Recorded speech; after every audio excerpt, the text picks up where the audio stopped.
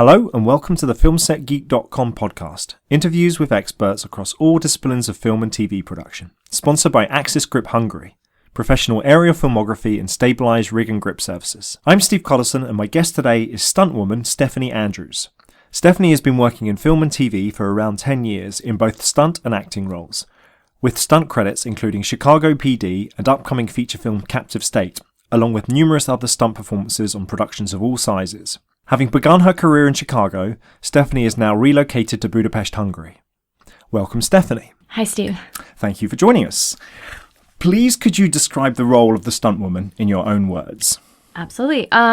So a stunt woman is a trained professional that they call in on set, typically to do a stunt, a gag, as we like to call it, for oftentimes an actor if they don't possess the certain skill set that they need for the stunt, or if there is a potential risk or concern, not that the stunt itself is risky, but just that the actor, having never done it before, that could pose a threat to their health or risk or injury, that's when they bring us in. Got it. Okay, so thank you. I'm keen to talk a little bit about your career first, then get into some of the specifics of your role as a stunt woman. So firstly, is there a particular area of stunt work that you specialize in? I do a couple different things. It's important to be kind of well-rounded. So I do a lot of fighting, mostly unarmed fighting, but also a little bit of knife fighting as well as fire burns and high falls, wire work, and ground pounding is what they call it. And for most people that know anything about MMA, they're going to think ground pounding is like when you have someone on the ground, you're punching them a lot. It's more or less getting picked up and thrown around like a rag doll and shoved, like slammed against walls, against cars, on the ground, any kind of tough hits and falls. I'm kind of your gal for that. Got it. And you've performed, or the work that you do is both as a double, but also you would be, as you are an actor as well, you would perhaps have performances where you are a stunt performer in the role. So the character actually has a stunt role. Is that right? So you would cover both. Yeah, you can do both. Absolutely. Yes. Yeah. I have actually done more stunt acting than I have stunt doubling. Got it. Everyone assumes it's always doubling. Yes. Got it. So then how did you get into stunt work and what kind of training did it require? This is probably one of the questions I get the most. And it makes sense, obviously, because it's a pretty niche market. So I got to Chicago in 2007 and I had been a theater actor all my life. I started when I was 6 and I got there and still wanted to do theater, mostly musical theater. And then I kind of discovered film in a way and liked that better.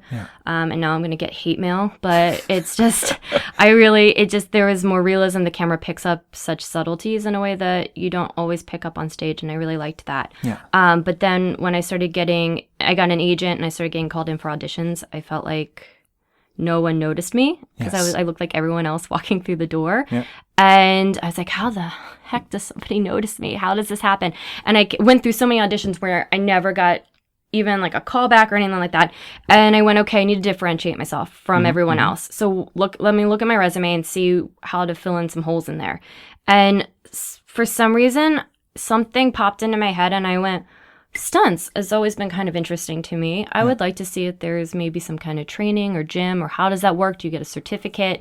Completely oblivious to how to do any of that. And I found an open training gym. So you didn't have to be professional. You could come in and train. And they did it twice a week. And so I started training with them and it was supposed to just be to kind of amp up my resume. And then I realized I actually liked doing it more. Yeah. Okay.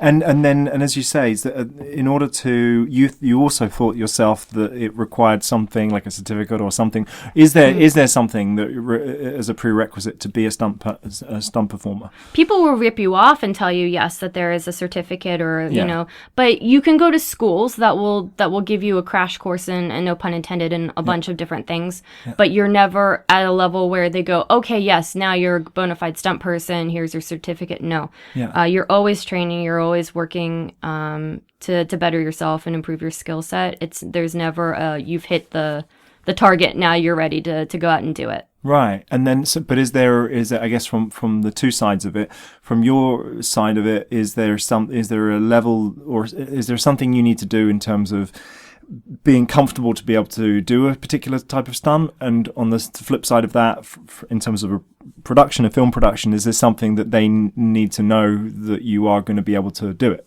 So what does that contract look like? Yeah, well, I mean, you're theoretical in terms contract. of your skill set. Sure. First of all, I mean, you have a demo reel of stuff. Ideally, if you've been doing it enough that you've done either. It doesn't have to be stuff that you've done for film or television. It can be different professional stuff that you've done with other people you train with, and you're sending that video into people. But by and large, what's going to happen is you're going to get all that. The video and the stunt coordinator is already going to know you, and they're already going to know your skill set. Got it. And so they're only going to call on people who they know can do it.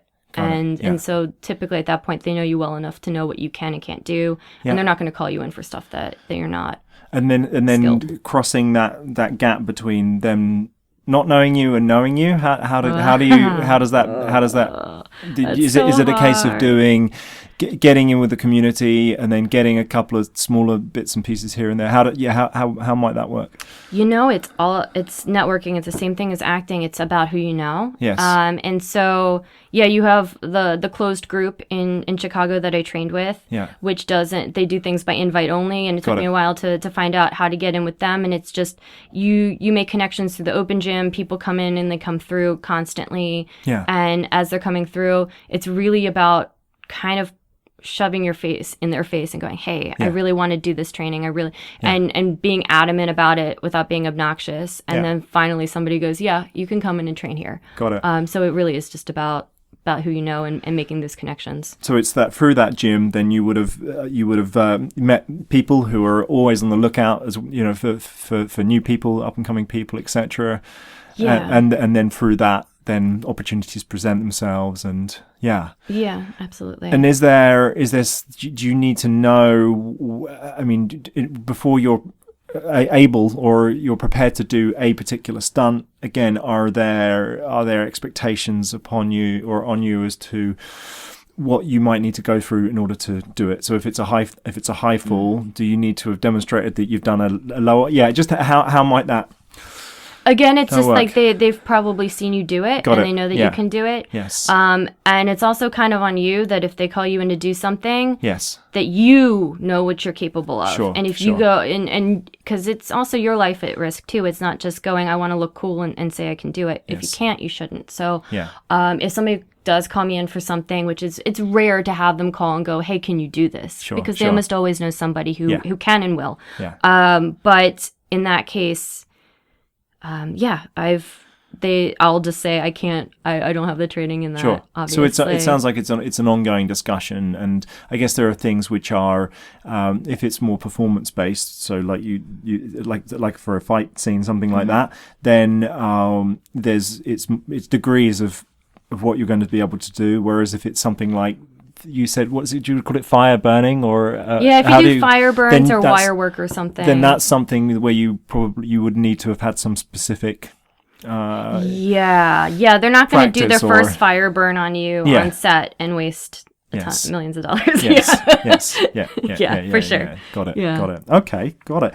And how long was it between or from when you first started going to the gym and getting into it, before you did your first stunt performance, and what was it? I was probably about 9 months into training. Yes. And the first one I remember is it's a cleaning product called Endust. Yeah. And I was stunt doubling the actress, and it was supposed to be like sexy cleaning. So like this woman was turning on her husband by cleaning. Yeah. As all couples do. Yeah. And I was, so apparently it turns them into lucha libres. And they want to wrestle and do all of this. Okay. So they put us in this lucha libre costume where the guy comes home and she's dusting and they turn into lucha libres. He runs through the door and I break a chair over him, and then he falls and I jump onto him and the table smashes and we just start wrestling and fighting each other. And that was my first. Wow. That was my first stunt. Okay. And I can put a link to that on the show notes. I have to try to find it because they took it down. It ran for 2 years because then they have to keep giving us residuals. Of course, that's right. Yeah, the buyout. Yeah, so at some point they're like, take that crap down now, otherwise we have to pay them more. Incredible. So, and do you feel that that 9 months was about right in terms of the level that you'd reached at that point, or did you feel that I could have been doing something 2 months into it, or did it feel about right? No, that was good for me because I felt more confident because as I said, something of it's not just physical, it's mental. So at least it's not just for me. For most athletes, it's like I can liken it to this. If you go to the gym and you're exhausted and your brain's going, I don't want to do this. How's your workout compared to a day where you go to the gym going, I'm going to smash my workout, right? Yes, so it's not just physical. It's mental. Of course. So yeah.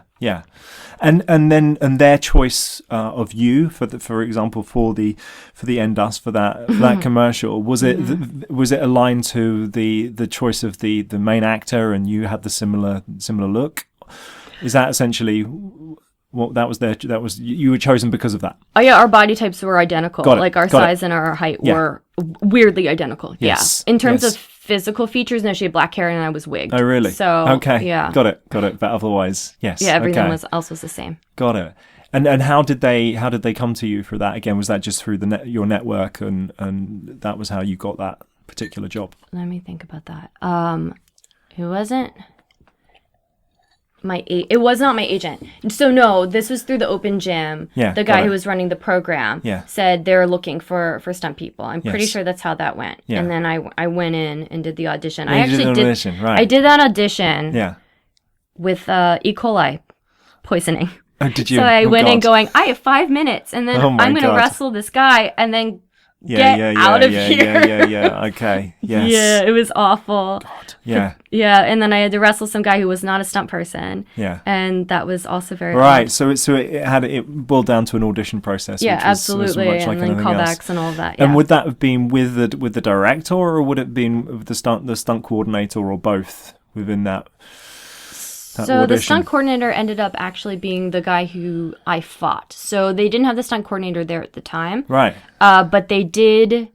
They had the casting director and maybe the director. Right. Because sometimes they don't always. Sometimes they have to do that for the callbacks. They don't even bring the director in. Well, the only thing is when they're looking at for whether you're right for the audition, whether it's based on your skill set rather than or your the performance that you bring to it. Sure, it was definitely the performance at that point because they hadn't found the actress. It wasn't like they had already had those people lined up, so everyone was auditioning for all the parts. Right. Okay, I got it. Okay. But they just called me in specifically for stunts. Just building up a catalogue of potential castings on both sides. Exactly, and then they matched them body to body and go, well, we liked this girl anyway, so we can use this stunt person. Yes.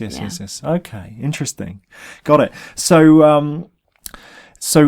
And in North America, you have an Actors Guild. Does that apply also to stunt performers as well? Yeah, absolutely. Yeah, I'm part of SAG-AFTRA. Yes. So SAG-AFTRA is specifically for stunt. Not just for stunts; it's for everybody. For actor, everyone. Radio, theater, all of that. So that's the US Actors Guild, yeah. And so you need to have that to basically to perform in Ideally, anything. yeah. Your goal is to get there. I mean, you can do non-union. So in the States, it's non-union and union work, and the union work is through SAG. Yeah. And if you're going to do union, you either have to join up. Yeah. At some point, you have to. You don't have a choice. Sure. And then you'll always do non-union until you can get a union gig that'll hopefully pay enough to be able to pay your dues to get into SAG-AFTRA. And when you say you have to do non-union, is that sort of off the radar? You shouldn't be, or so? For example, this advert, the commercial that you did, that was before you were union, right?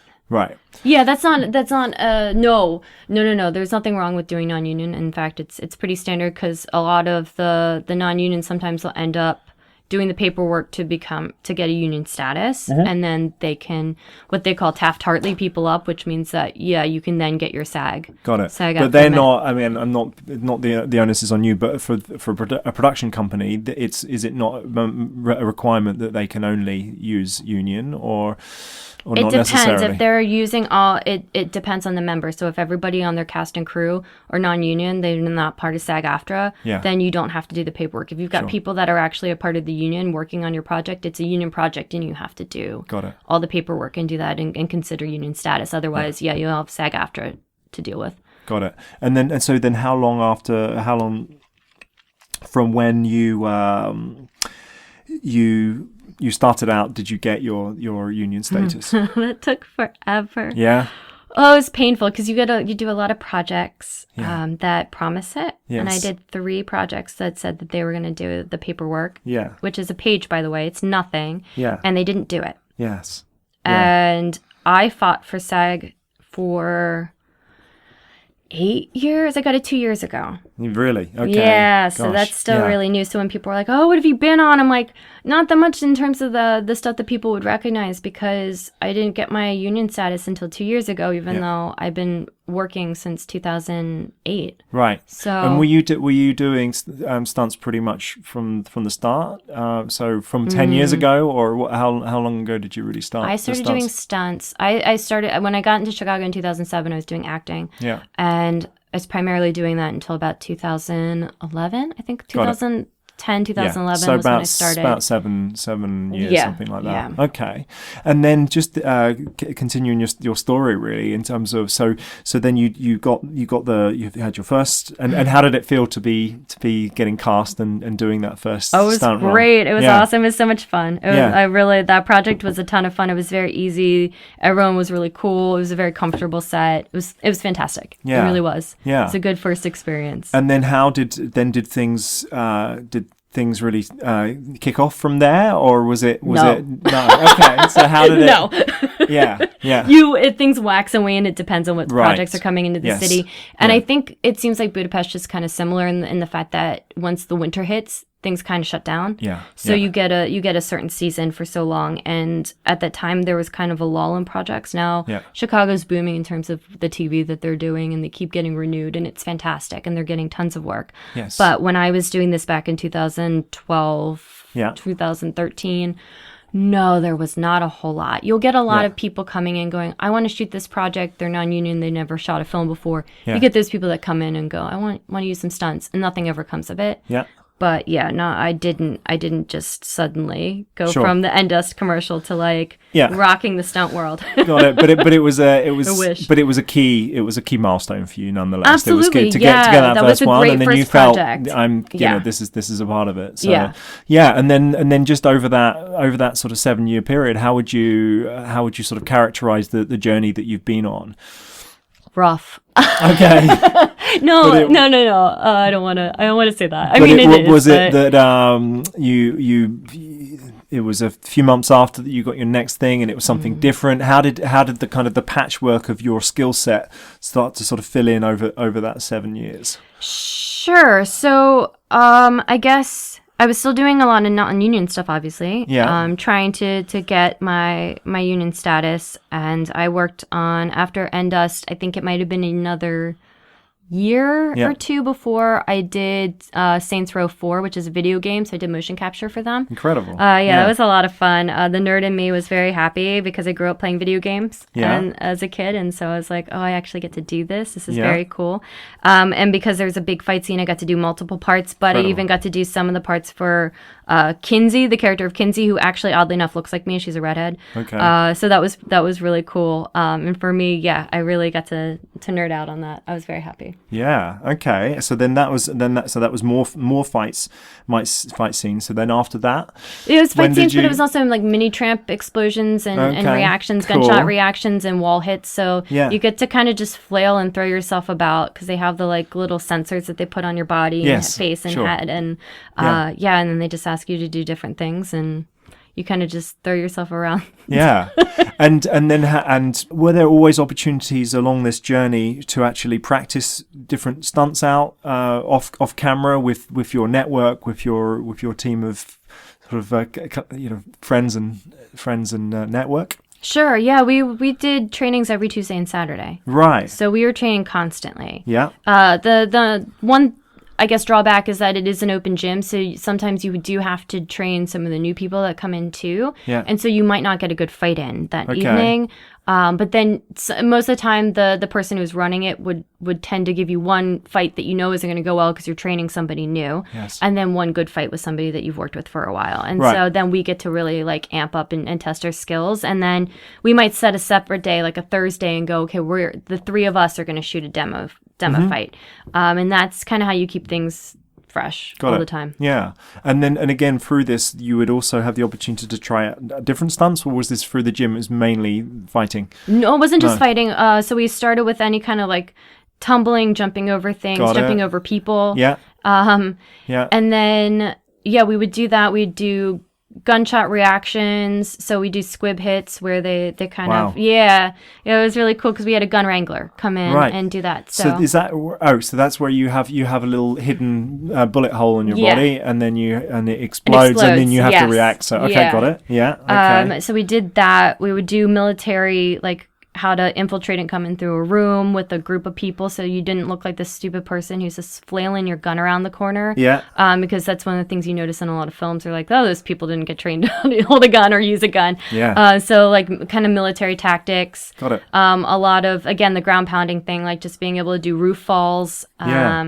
Being thrown off. So you were doing that as well? Yeah. No, those are the things I specialize in. Any kind of hard hits and falls. Like if someone picks me up and throws me against a pole or a brick wall or over a car, that was the stuff I always did. Incredible. So you so basically on a twice a week, you were just getting out and just doing some stuff. And then high falls sometimes. Physical stuff. That's incredible.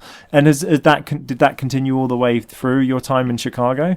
Most of it. That ended for me, let's see, probably about 2015 with them. Yeah. But then I'd gone into the closed gym and started training with them. Yeah. And that was the gym to be with. And they were, they trained, they didn't really train us so much as kind of like check in and kind of look at your skill sets, and as you're doing stuff they would throw out like comments like, hey, try it this way. But everybody coming in was already pretty skilled or had a certain level at that point, so they were not just nitpicking, but they were giving like helpful critiques and advice, which was really, really great. Yeah. And then you came to Europe over about a year and a half ago, something, or maybe even 2 years. Almost 2 years. Yeah. So have you felt you've missed having that kind of twice weekly? Yeah, but I haven't had that twice weekly in a while. So the closed gym was like maybe once every few months. I see. Got it. So I miss training regularly. I'd love to get back to it. I mean, I'm always working out. I'm at the gym 5, sometimes 6 days a week. Right. But yeah, in terms of having those people to work with and train with, absolutely, I miss that a lot. Yeah. Great. And then so through all of that that training, then that essentially provides you with this catalogue of a catalogue of skills that then productions can pick from. Absolutely. So so if you go through an audition, or you would audition based on what you've already done, the skills you've picked up from this. Yeah, for sure. I mean, at this point, some of it's in my demo reel. So because I don't know people here as well, I've just been sending my demo reel. Sure. That gives people kind of an idea as you know, because you can talk a big game, but you got to show it. So if you show your demo reel, it speaks for itself. Yes, of course. Yeah. So. Yeah.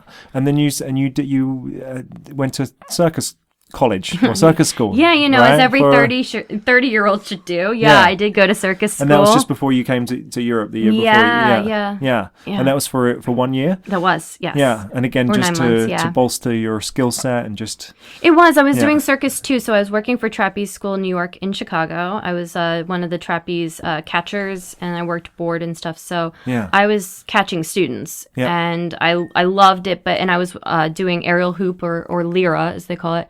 And I went, you know what? I've gotten to a certain level that I really feel like I need to kick it up a notch. And it was to add to my skill set, but it also was like, okay, well, maybe if I'm not doing a lot of stunt work, maybe I can jump into a show, a circus show at some point, if I get those skill sets enough to be able to do that. And so, it was a little bit about, revving up my resume, but also just being able to get maybe more opportunities. Yes, got it. So it was a 9-month and very intensive program. Yeah.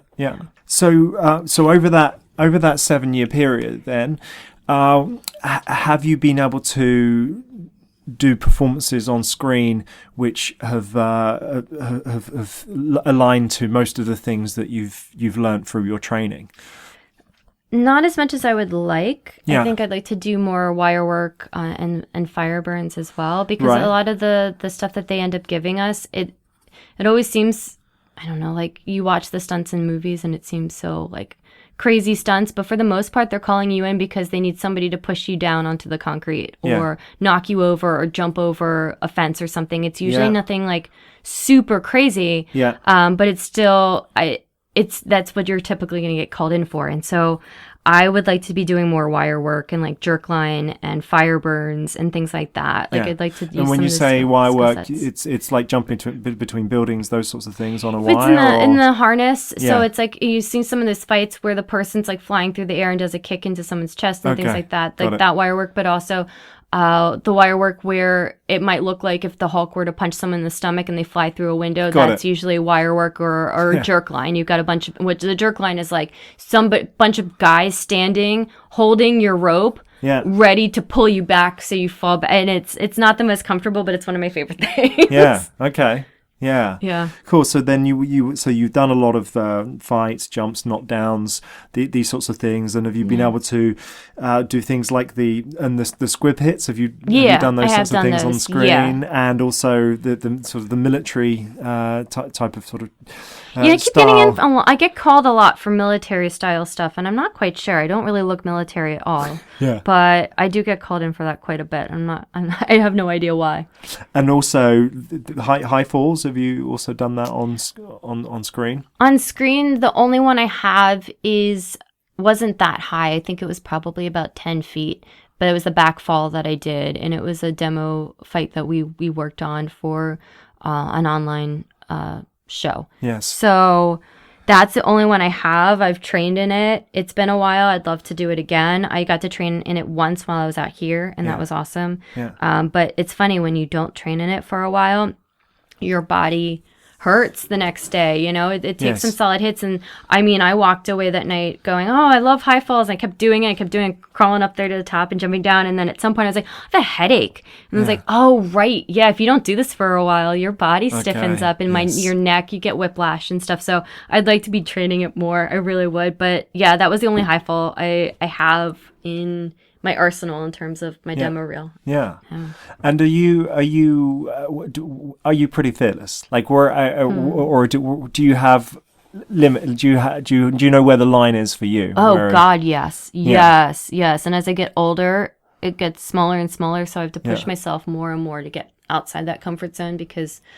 Yeah, absolutely. This is about longevity for me. Yeah. So I want to do this as long as possible, which means you don't do something stupid. So what are the things that you wouldn't do? Where are your limits? I know that first of all, you never lie on your resume. That's the stupidest thing you can do. I don't care how much you want to like look really cool what you're doing. If you can't do something, don't say you can. Yeah. And that was one of the things that I was taught immediately. And of course, it makes the most sense. So I know I can fall really, really well. It doesn't mean that, and I used to horseback ride as a kid. It does not mean that I'm going to say, yes, I'll get on a horse and have it gallop away and fall off of it. Yeah. No.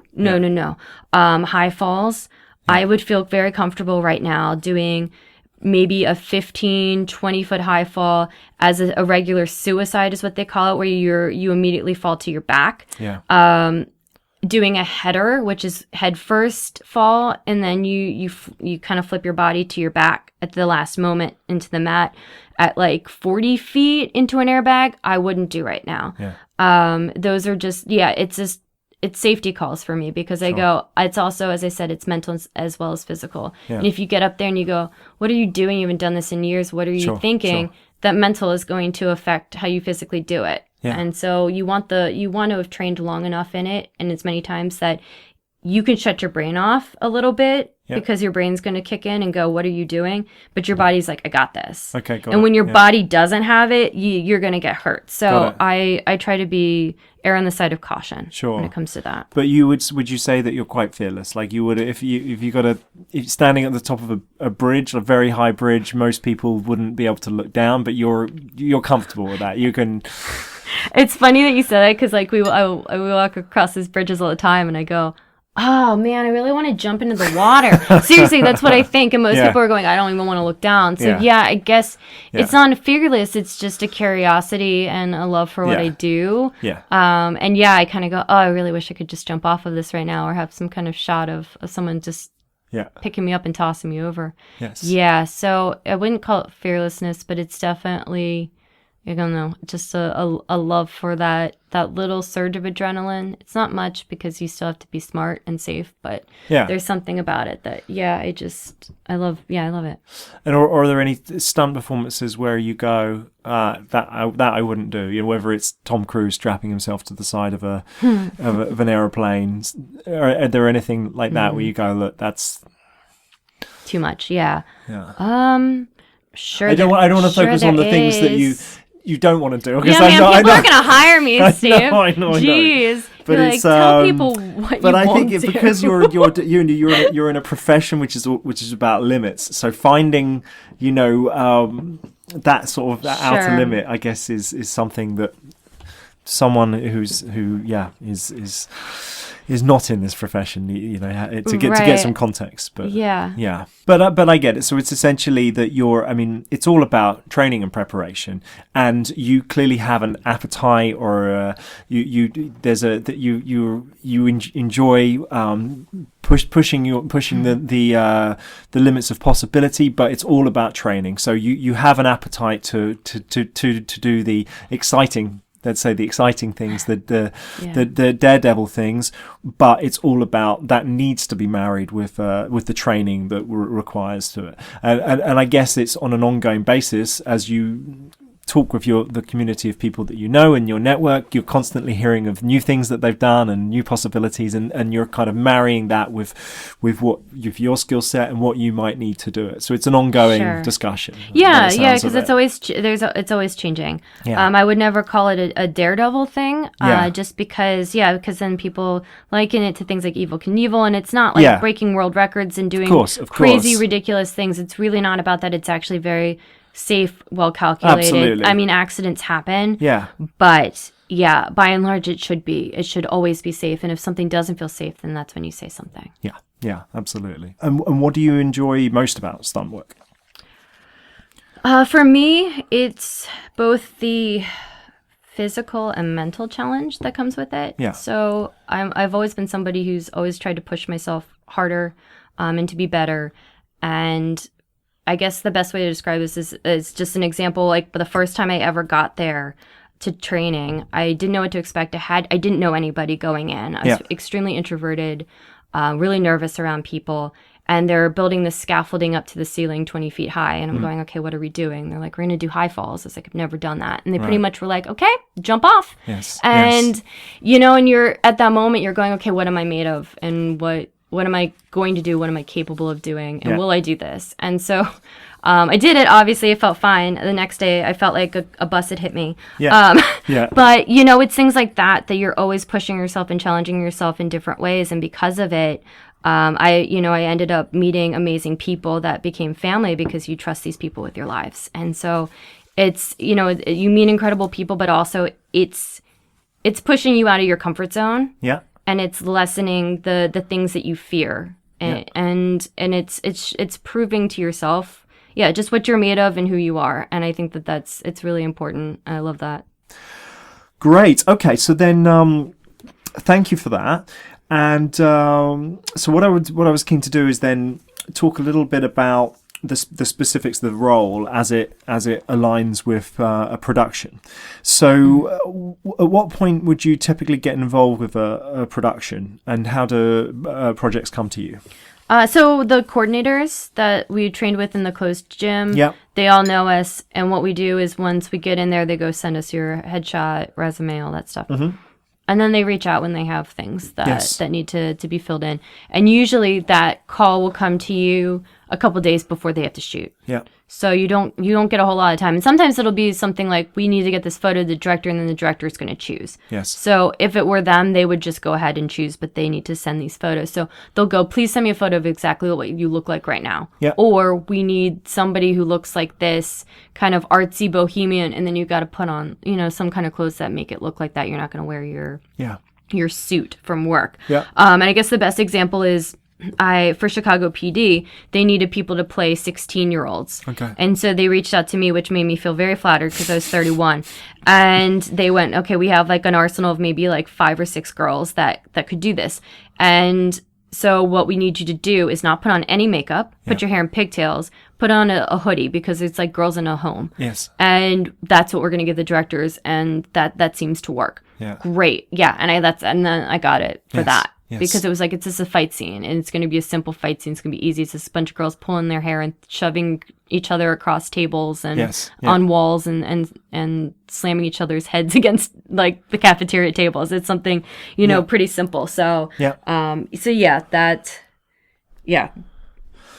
I got it, and so it sounds like that was certainly from the perspective of Chicago, where you had a very a very established network. Mm-hmm. How might it work, for example, in a Budapest or in a different country? Where is it a case of getting your name onto casting lists, and if so, is it with regular casting or is there separate sort of stunt casting companies? I'm still working to figure all of that out. Yes. This is a great question that you posed because if someone finds out, they should let me know. Obviously it's similar in that you find the stunt coordinators, and once they've worked with you, they're going to call you back in. Sure. So it's everything I've heard, it's like getting your foot in the door. However, I've been called in for acting auditions where they've gone, let them know your stunts, because they might end up using you because you also can do the stunt if it requires a gunshot reaction or something. Yeah. So I think it's a mix of both. Yes. A little bit more so here than in the States, where it can be both a casting director and also the stunt coordinators. But the stunt jobs I've had so far, or auditions I've had so far, have been through the casting agencies at the moment. Got it. Yeah, but everyone said the coordinators are who to reach out to. Yeah. So it's just it's like anything. It's just this time and building up your network. Yeah.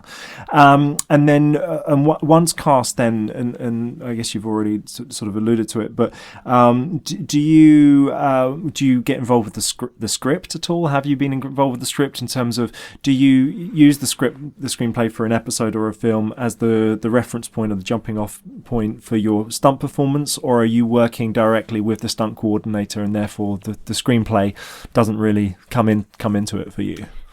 So far, at least from my personal experience, I can't speak for other people. They haven't given us the script on the stuff that we've worked on. And this is where you're as a double? No, so Chicago PD was a stunt actor, actually for Captive State, I was a stunt actor as well. Okay, so these are that's really interesting. So these are specifically characters with a stunt element, and so no screenplay because you don't have lines or anything like that. Yeah. They gave us some things so we could remember, because of course we had to know when to stop our fight, because the actors had to come in. Got it. The lead characters had to come in and break up the fight and yell something, and that was supposed to make us stop. So got it. We get some cues, yes. But I'm pretty sure we didn't get the script, and I'm almost positive that the only way we dealt with that or figured that out was through the stunt coordinators coming in and bringing us in and going, we need a rehearsal to kind of walk us through what the girls are all going to do. Right. So then it starts with, by the sounds of it, the stunt coordinator bringing you in, beginning some sort of choreography, and then things moving with that, and then with the director would start to get involved at a certain point as well. In terms of the choreography, I guess not the specific elements, but the overall look of the. It depends. It's different for everyone. So you have some directors that are kind of laissez-faire, like they're hands off, and you got some other ones that are like that really have a vision. Yes. And specifically, and it makes sense. So if you have a production where it's sci-fi, or you have creatures from somewhere else, it's going to make sense that you're going to have a director that goes, oh, I know you wanted to do this fight scene, but these are pacifist. These characters wouldn't do this. Yes. And so we've had some productions where they've been very, very adamant about going, no, we have to stay in line with what's accurate and what's true with the script. Yeah. And so we have those directors. But then you also have ones like that kind of just go, this looks good. Yes, I like it. Sort of almost like second unit. Quite sure. They kind of go, it's a girl fight. Just have them pull hair and throw against the wall and across tables. It's fine. And then they watch and they go, yeah, this works. It's good. Yes. So Yes. everyone's different. Yeah. All directors are different. Yeah. Got it. And then how might the preparation go? I guess again we've sort of already covered it to an extent, but it's a case of stunt coordinator gets you in, and how far ahead of the actual shoot day might this be for the particular scene you're working on? Again, it depends. Does the Sometimes they choreographer might start? just call you in and you don't get any rehearsal Got time. it. Yes. So the Endesk commercial, we did no rehearsal. Really? But so you're so at that Wow. point on set, yeah, you get the balsa wood chairs and stuff. There's just a break, and you just go, well, we have 4. Hope the shots are good, because you can't put those back together.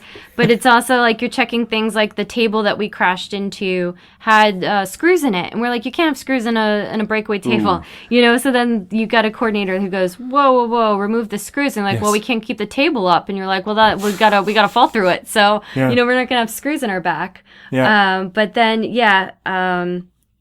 there's other projects I've worked on where we might come in a week or 2 before, and Sure. they just go, let's just hash this out. Yeah. And it's super easy, and it's typically pretty casual, and it's just a walkthrough. Yes. So a walkthrough, you're just like placing it, testing out. Maybe you'll do it at half speed. You're never going to do it at full speed. Got it. And then you'll get on set and maybe walk it through a couple times, and then Yes. the director wants to see it. Yeah.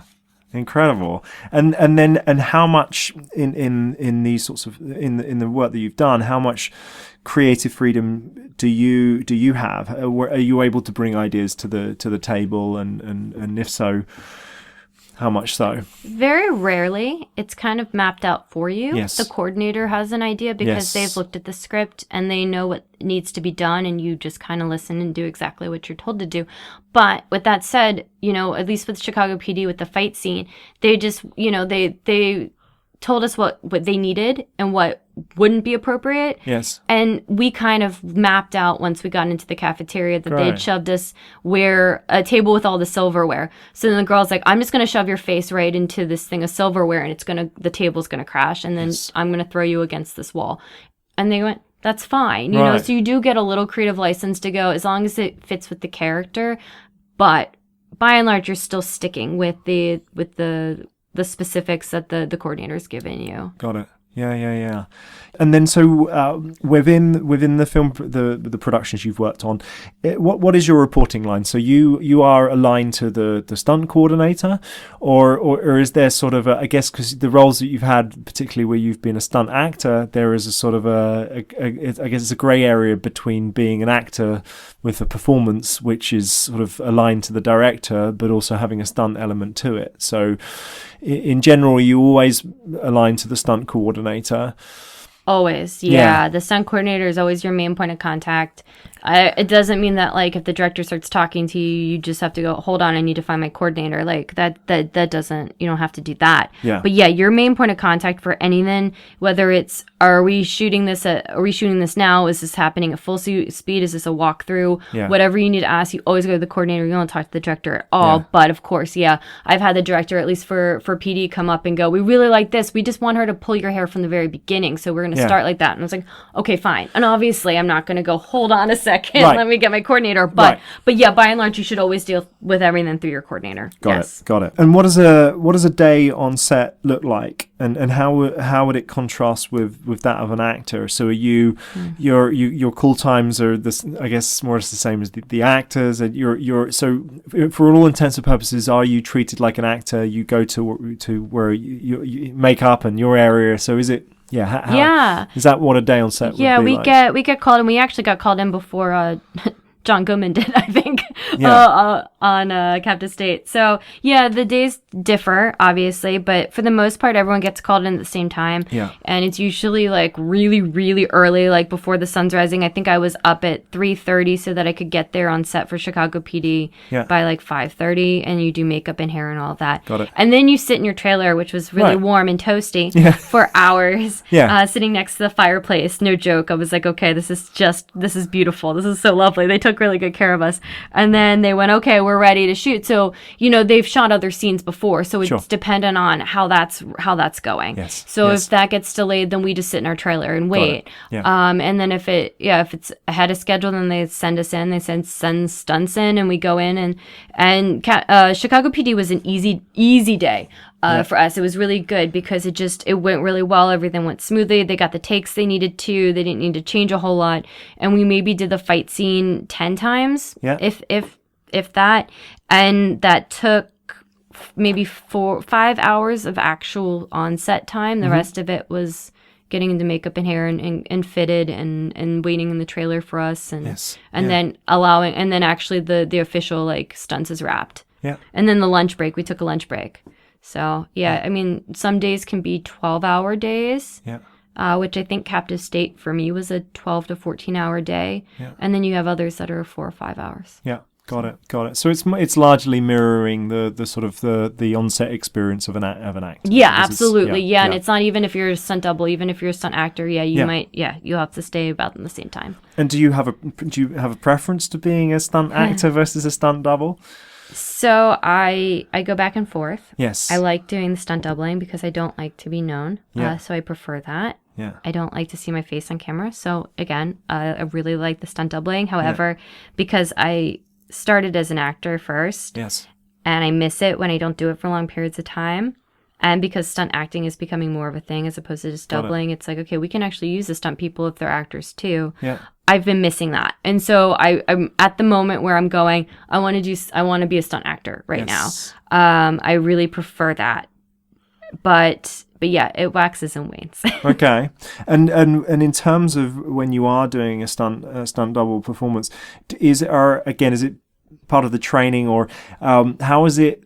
Is there something you need to be conscious of not being seen? Is there a technique to not being seen, not having your face being seen in the shot? Is that on you, or to some extent is that on you, or is it more on the director and where the camera is placed? It will be on the camera. However, you do want to be aware of it, and so.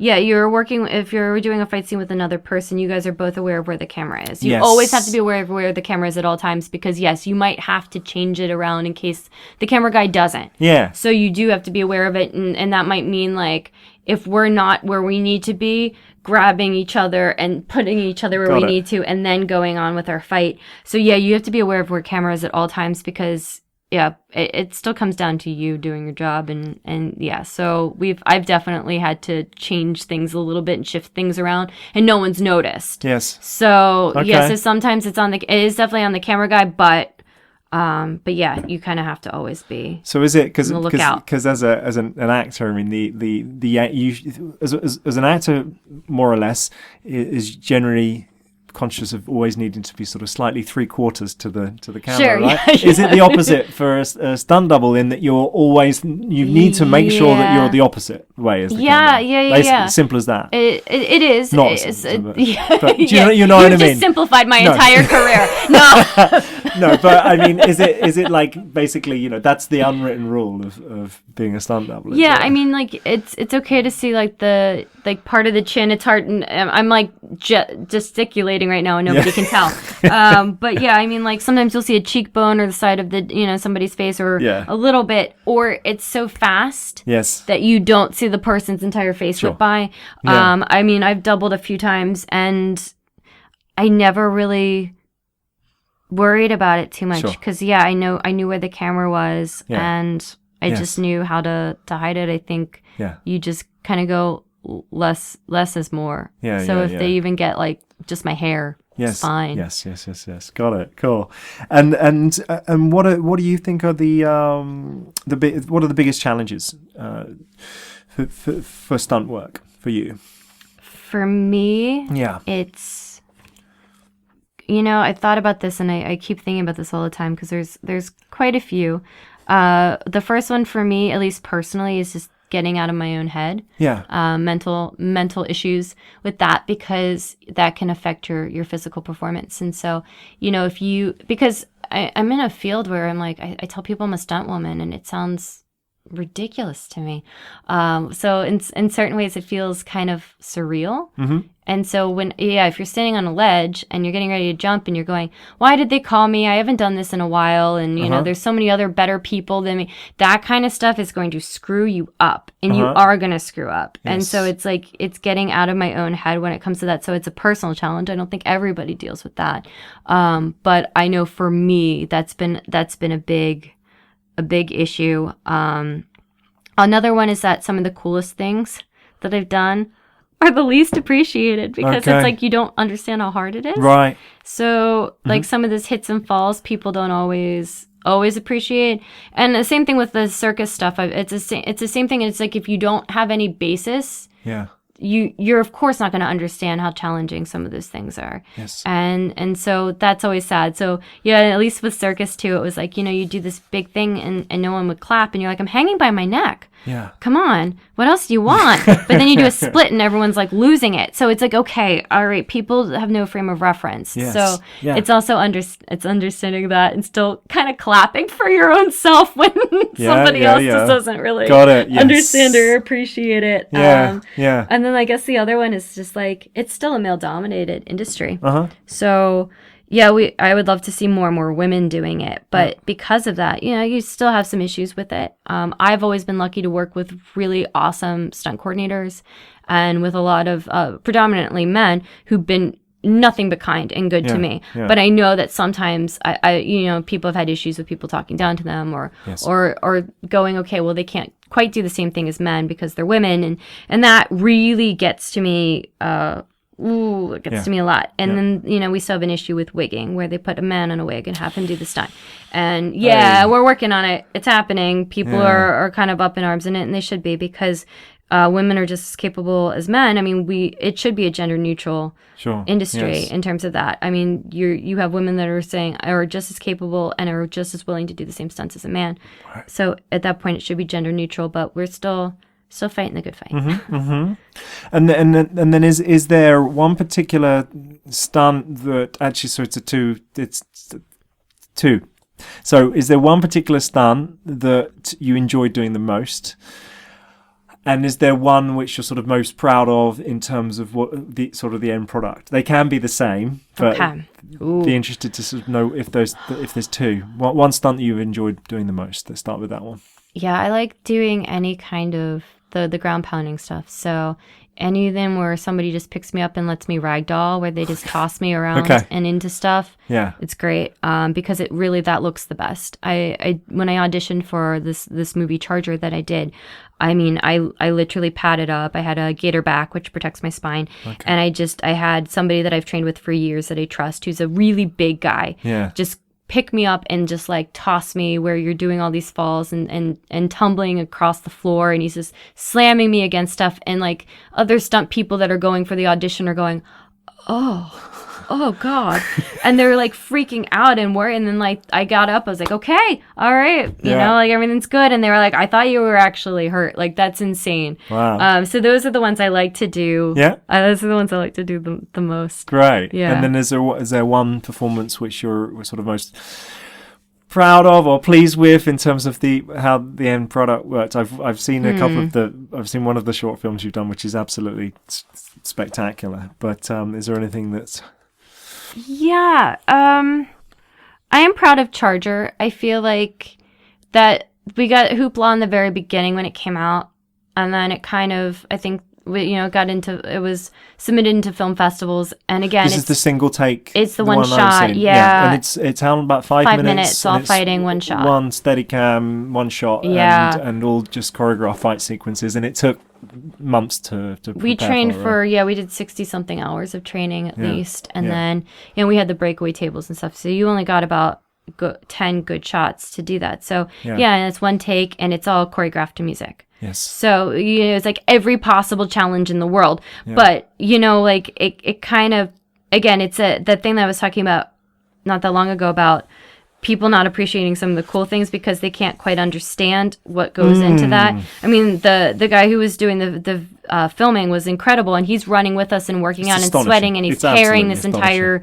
this huge suit of camera, and it's ridiculous, and it's one shot, and so we're doing all these fights ourselves, and he's trying to make sure all the angles work, but also like for us, 5 minutes of all fighting is exhausting work. Yes. And we're doing it, we did the one shot. It's not just one take. We had to do like 10 takes, but people don't, they go, oh, that fight was a little, like, this could have been tighter and this could have looked better. It's like, well, yeah, that wasn't the point though, and we choreographed it to the music, so the music actually played while we were fighting. Right. And if the music didn't fit with when he came in or one of us was doing something, we had to stop. Well, it's astonishing, and you have so much to do. You specifically have so much to do within that, and you run the whole gamut. So, it's incredible. So, okay, well, that's a good. I'm glad you chose that one, because that's one I've seen, and I can certainly reinforce. I'm not used to playing the person who wins. I like playing the person who gets hurt and dies. I like the reactions and the hits. Yeah. And so people are always like, but you're the woman, you should win. It would look really good for women. I'm like, I know, but I do like to get beat up. Well, it is spectacular, and it's a stunt actor role, so it's you're playing the role, and it's a great performance and a great stunt performance. Thank you. Fantastic. Well, then just to kind of in this final section, then really just to step away from some of the specifics, just kind of throw a couple of little pop quiz questions at you. Do you have any particular stunt heroes in film, television? All right. So let's say performers, as in stunt actors. Sure. Stunt It can be men, women, yeah, whatever. Well, I do tend to gravitate towards the women. Heidi Moneymaker is incredible. She did. Most people know her for doing Black Widow, stunt doubling Black Widow, but she's done a ton of stuff. Like she doubled for Kerry Russell, I believe, in Mission Impossible 3. Really? She's amazing, like serious gymnast. Yeah. Just incredible. I mean, she's one of the big names out there. So I guess it's such a stereotype, maybe a cliche to say that, but I've admired her for a really long time. Jessie Graff is another one. I follow both of them on Instagram. I love them. Yeah. She's everyone knows her from Ninja Warrior, but also like she's done a ton of stuff too. She's done stuff for Wonder Woman and Agents of S.H.I.E.L.D. and she's just so much fun. And people know her because I think the fight that happened in Family Guy between him and the chicken or something, she reenacted with somebody, and it's amazing. Yeah. And so everyone kind of, I think, who didn't already know her recognized her from that and went, who is this girl? Yeah. And now she's a Ninja Warrior kicking ass, and it's amazing. She's fantastic. I love that woman. And when you see a performer such as this in a film, are you able to sort of discern, what they're bringing to it? You're able to see kind of you can tell because you have the eye. You can see what's happening within those shots. Oh, absolutely. Yes. Yeah. I know exactly what they're doing. So if I'm watching something with somebody who might not know anything about it, I'm going, ooh, this is good, and they're like, I don't really know what I'm looking at. Yeah, absolutely. And I guess and aside from them, I mean, obviously you have like the greats, like you have the like Bruce Lee, Jackie Chan, and stuff like that, but in terms of the people that I want to emulate, definitely Heidi Moneymaker and Jessie Graff are amazing to me. And I follow Jessie Graff's like workout stuff all the time, and I do that in the gym. Like I follow her workout routine quite a bit. Yeah. And then before I even really knew much about stunts as a kid, I was watching Charlie Chaplin and Buster Keaton going, this is what I want to do, and not really putting a name to it because I was a kid. Sure. And all I knew was that I loved Charlie Chaplin. I had every one of his films, and I just thought he was incredible, and that's what I wanted to do. Yeah. He's the ultimate, really, isn't he? He and as Buster director, actor, stunt performer. Oh yeah, he's just an incredible. He led an incredible life. He's a very cool human being. And is there a particular sort of genre of film that you like as a viewer in terms of or a sort of a genre of stunt in films that you watch yourself? I tend to go for thrillers and horror movies because they tend to pick the most ridiculous kinds of stunts, and they tend to use a lot of different kinds. So you're going to have a lot more stair falls, wire work, fire burns, car hits, and because it's just like pretty much just like stunt porn. It's like every stunt possible they're using. Yeah. And so a lot of them tend to be thrillers and horror movies just because, it's not just the standard fights. Yeah, or not like a big set piece type thing. It's just, it's integrated across the whole film. And, those are my favorites. Incredible, yeah. And then... Specifically for you, then, is there a specific stunt that you've always wanted to do that has as yet eluded you? So, something that I maybe have trained in that maybe they haven't hired me for, because I was going to say if it's something I haven't done, then I wouldn't want to be hired for it. Yeah. Fire burns. I loved. I've done full body burns and 3/4 and like one and an arm and stuff like that. Yeah. I'd like to do more of those. Obviously we're all suited up for that, but I have people who've done the naked burns where you just use the gel over your skin, and I'd like to actually train, and that's my plan this year, is to go train with some people I'm not sure where they're located, but they're in Europe, to do that, to do like the naked burns. But yeah, that's what I would like to do more of, because I love working with fire. I really do. Yeah. And is there a particular genre or type of production that you'd like to work in yourself, whether it be from a stunt or an actor point of view, or a particular type of genre or film? Sure. I mean, the film and the horror, obviously, as I said, because I really like the wide variety, but also kind of period pieces. So if you have the film noir, the 1920s, I would really like to do something like that, because and like any kind of Renaissance and medieval stuff, those are cool to me, just because I haven't gotten to do them, and because I am a pasty redhead, I fit the period pieces pretty well. So it would work well for me, and I would really like to do a little bit more of that, because I do a lot of modern stuff. Yeah. Okay, very good. So then just one final question. Do you have any advice to anyone who might want to become a stunt woman or stunt man? Yes. So I've learned a lot. I've gotten a lot of advice over the years. And I guess the one thing is, like, you are your own business. Mm-hmm. So you have to be the one advocating for yourself. Yeah. And it's the same thing with acting. It's the same thing with anything where you are your business. Yes. You are your number one priority. Nobody's going to give you work. Yeah.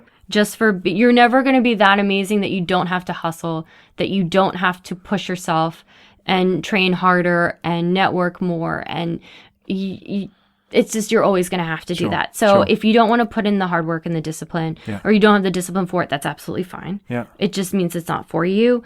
But if you are self-motivated and you can push yourself, you can absolutely do this. It's not, I didn't come in with some kind of crazy, like, athletic gene. Yes. I really pushed myself. I was never very athletic or athletically inclined. I've always worked hard for what I've gotten. Yeah. So I always tell people that you can absolutely do this. It's not something that just, like, certain people can do and other people can't. As long as you know where your parts are and can use them, you're fine. It's really easy, but you have to push yourself. If you can't advocate for yourself, and that's something that I've learned, and I had trouble with originally, of not wanting to get in people's faces and annoy them.